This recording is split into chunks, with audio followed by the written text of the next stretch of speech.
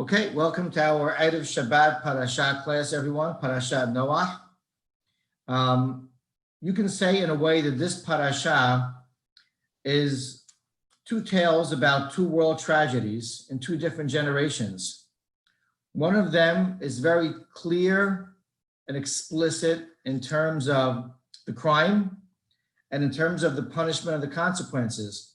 And of course, you all know that we're talking about Dor HaMabul, the generation of the flood. Despite the fact that there are different opinions as to their exact iniquities, in general, we know that they were evil. Some of their wrongdoings are explicit, and obviously the punishment and the consequences are very clear. In this story, in a different generation, of the presentation of the flood. It is a very enigmatic story, and of course, I'm talking about the mystery of what we call Dor HaPelaga, the generation of division or the generation of rebellion.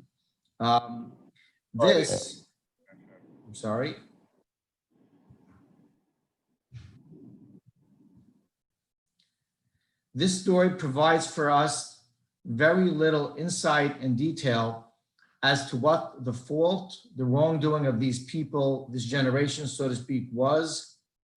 What exactly angered HaKadosh Baruch Hu, if indeed he was angered, and how they were punished. And the truth is that we can say that two completely different pictures are painted from two different perspectives about this episode. One picture is painted from what we would call the Mefarshim HaPashtanim, the great commentators who focus on analysis based on context, based on nuances in the Peshat, in the phraseology, in the terminology, in the language of Torah. And great Mefarshim like Ibn Ezra, Rashbam, and others. And verses, you can say, the picture painted by the Gemara, the Talmud, and various Midrashim. Suffice it to say, if I jump to the end game of the way the Talmud paints the picture of the story of Dor HaPelaga, we're told explicitly in the Mishnah in Maseches Sanhedrin that Dor HaPelaga en lo helek la'olam haba. This generation of division has no portion in the world to come. A more severe statement cannot be made than that. So let's talk about this Dor HaPelaga, and first let's discuss what we do know for the most part about it. Well, time frame, you can say, is something that we can deduce for the most part. How so? Well, we know that Noah had a son by the name of Shem. We know that his great-grandson was a famous person by the name of Eved. Very often the word names Shem and Eved are for different purposes coupled together.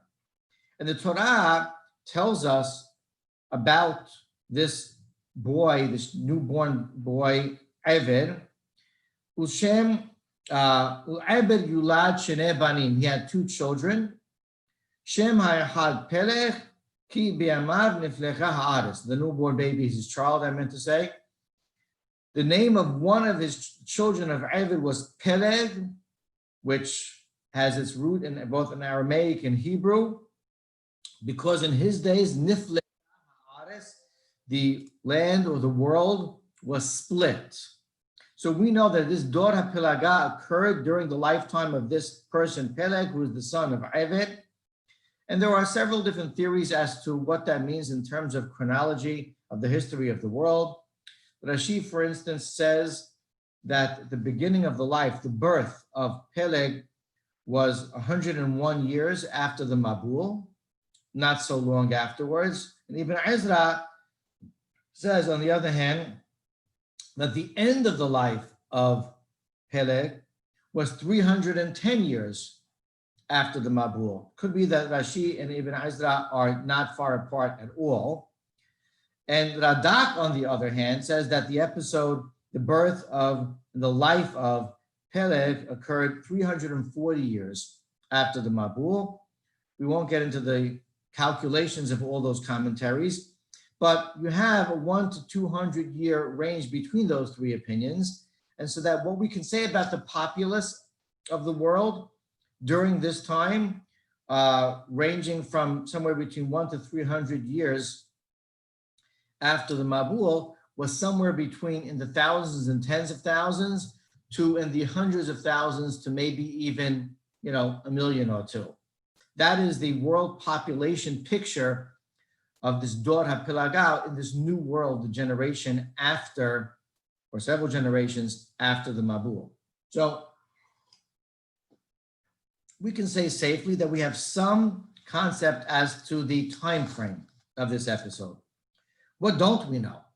Well, the first pasuk states, "Vahi chol haaretz safa echad udvarim ahadim," and the entire land was one language and, for lack of a better explanation or translation, and individual things.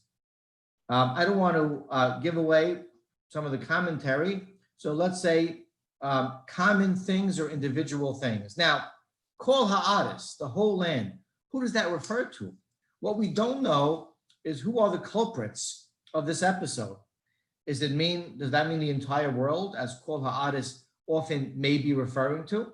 Does it mean most of civilization? Is it referring to a certain region, perhaps? Because at that point, we do know that the world is already divided into different locales and countries. So we're not sure. We don't know who's guilty of this. Kol haaretz, who represents. So let's paint a few pictures. Let's first paint a picture based on what we call the Pashtanim, those commentaries focusing on the text and context and nuances and grammar, etc. All of Rashbam, Ibn Ezra, and Radak come to very similar conclusions based on the Pisukim.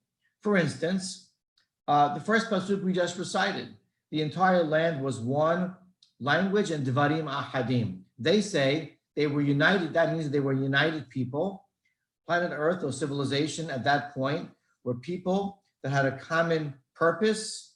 They had goals that were similar and the same, and they had a uniform plan. And that perspective, Devarim Ahadim, is a praise, it's a compliment. The world was united, civilization were together. The next pasuk tells us, "Vahi benos am nekedem."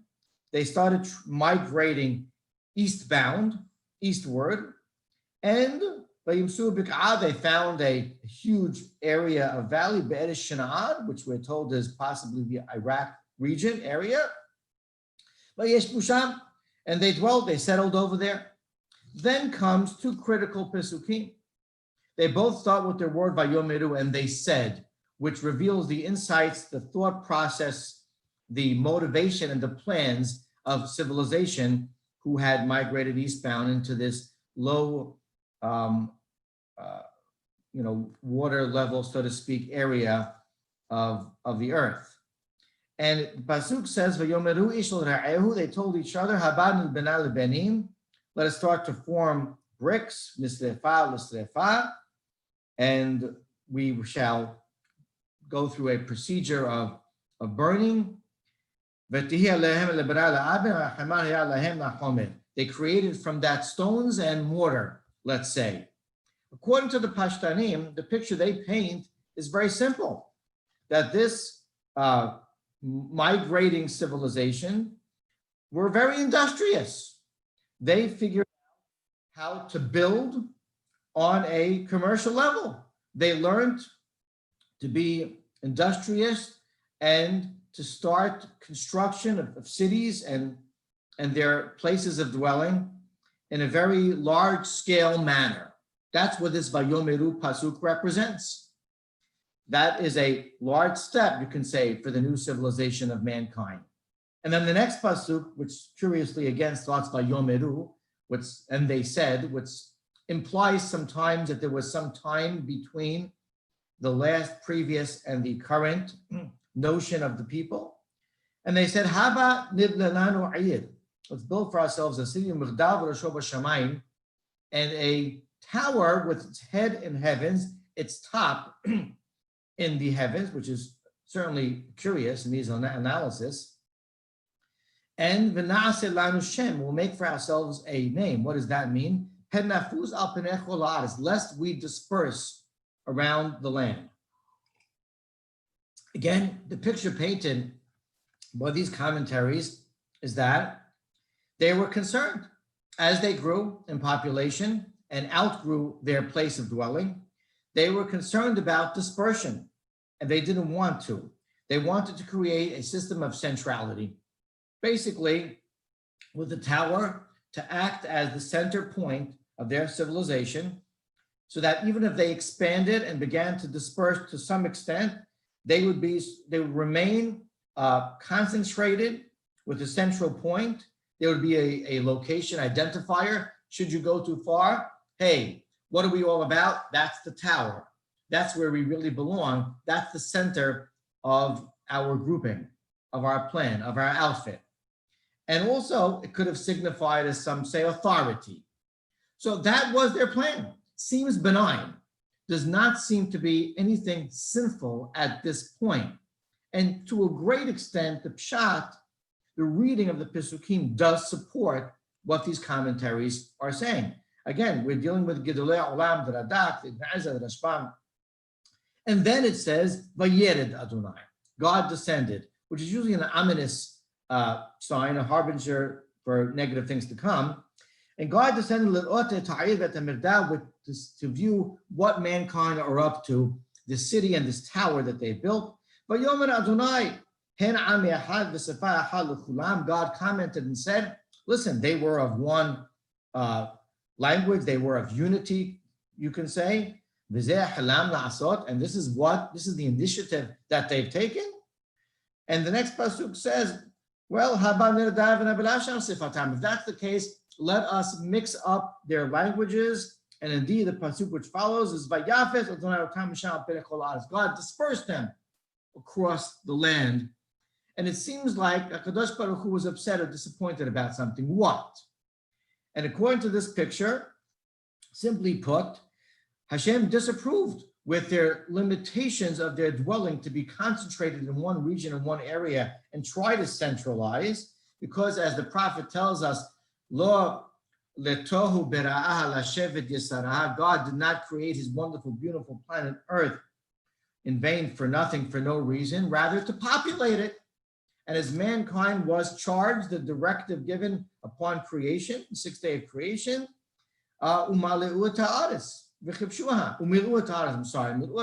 populate my earth. Hashem disapproved. He was disappointed in their plans. He stepped in and he took control and he dispersed them. There are different opinions as to this Nabela Sifatam, this mixing of their languages. Was it natural? Was it miraculous? But regardless, the picture painted here by these commentaries is simply that HaKadosh Baruch Hu, you can say, intervened in their plans of physical unity and concentration of population to dispersion of population. Does not seem sinful and something that we would look at as a sinister act of this, so to speak, generation of division. In the far extreme,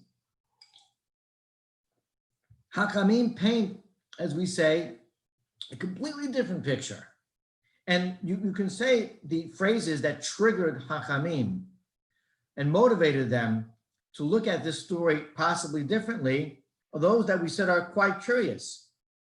In their second rendition of Vayomeru, and they said, their second set of plans, you can say, it says that we will build a tower, Virosho Bashamayim, the top of it being in heaven, and Na'aseh lanu Shem, make for us a name. That was the impetus for Hachamim. That was the trigger for them to look a little more deeply, insightfully at what went on. The Gemara Maseches Sanhedrin says they feared the anger and vengeance of God, as was the case in the generation of the Mabul.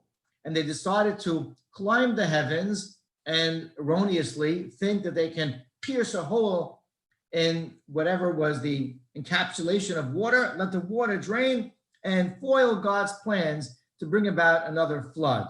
In other words, there was a challenge to HaKadosh Baruch Hu. There was a confrontation to God. There was this arrogant idea that we can intervene with the authority of God. And in fact, some say that even had hintings to Avodah Zarah and possibly other deities, or maybe making a self-deity, making themselves arrogantly the authority of the world. That's the overriding theme. Fight God, so to speak. And therefore, that devious plan was something that HaKadosh Baruch Hu intervened in. And as Hachamim tell us, the end was tragic, and this generation and those people have no portion to the world to come. Dare we ask, which picture is correct? At first glance, they certainly seem to conflict each other. We can safely say that. And I think a bigger question would to be, what Hachamim conveyed to us, why is it not explicit at all in the Pesukim? Why is it so enigmatic? Why is it hidden from us? This malicious, you can say, and evil act and plan of this generation is certainly not explicit in the text of our Pesukim. And as we said, the episode to start the Parashat, the Torah held nothing back about describing evil of a generation and their consequences. And here, for some reason, the Torah did. Torah does not shy away from describing evil. And in this story, where Hachamim paint a picture of evil, it doesn't seem to be explicit at all. And we're challenged, therefore. I believe very strongly that both approaches are true, and the two painted pictures are all indeed one. And I think what we pointed out, the consecutive Pesukim, both starting with the word Vayomeru, and they said, can reconcile our problem with what we seem to look at as a conflict of views of this episode, and we can synthesize them really into a single episode. Indeed, they were people that were industrious, they were motivated to be productive people, and they started with a plan. But as time passed, the next phase of their plan, to some extent, went wrong. They deviated at a certain point.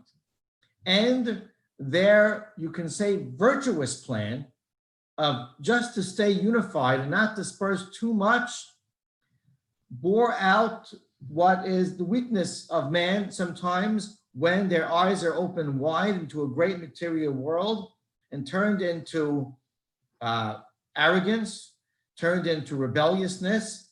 And at that point in time, they strayed off the path, and what seemed to be a noble plan ended up to be a tragically huge mistake made by mankind, so much so that HaKadosh Baruch Hu looked at them as an evil generation and removed their portion from the world to come.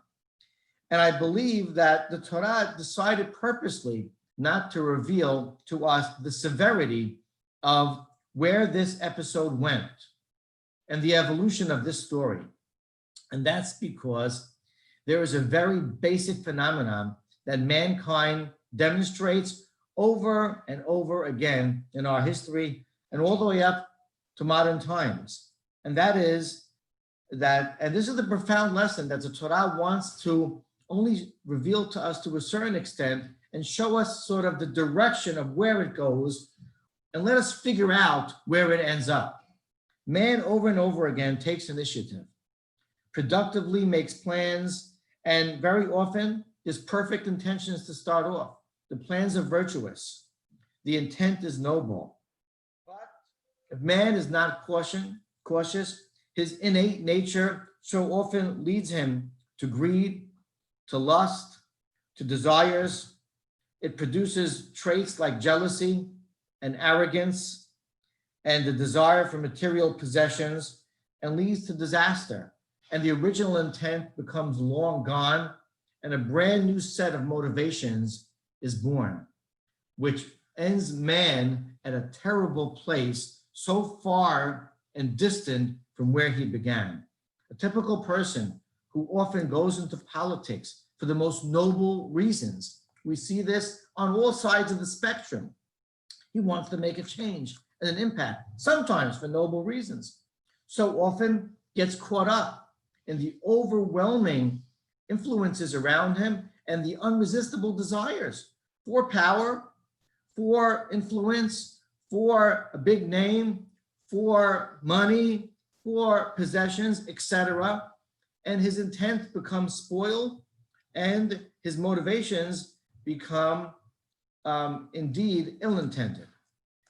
And we see this with world organizations. League of Nations was a brilliant idea in the 19th century, which eventually matriculated into the United Nations, which is an organization that has on its Human Rights Council some of the greatest criminal nations in the area of human rights, et cetera, et cetera.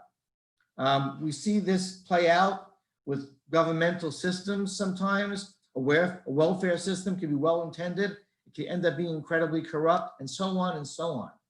The Torah tells man, make plans, be efficient, be productive, take advantage of my world, but heed the warning of the generation of Dor HaPelaga. Don't allow your innate nature and influences to take your plans to the wrong place. Don't lose sight of your original intent.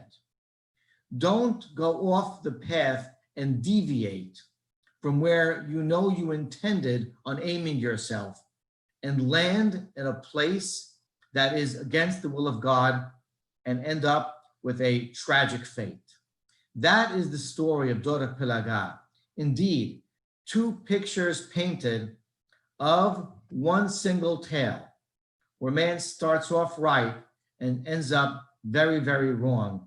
A warning to all mankind not to repeat that error and to heed the warning of Torah and keep societies that are well-intended and stay on that well-intended path.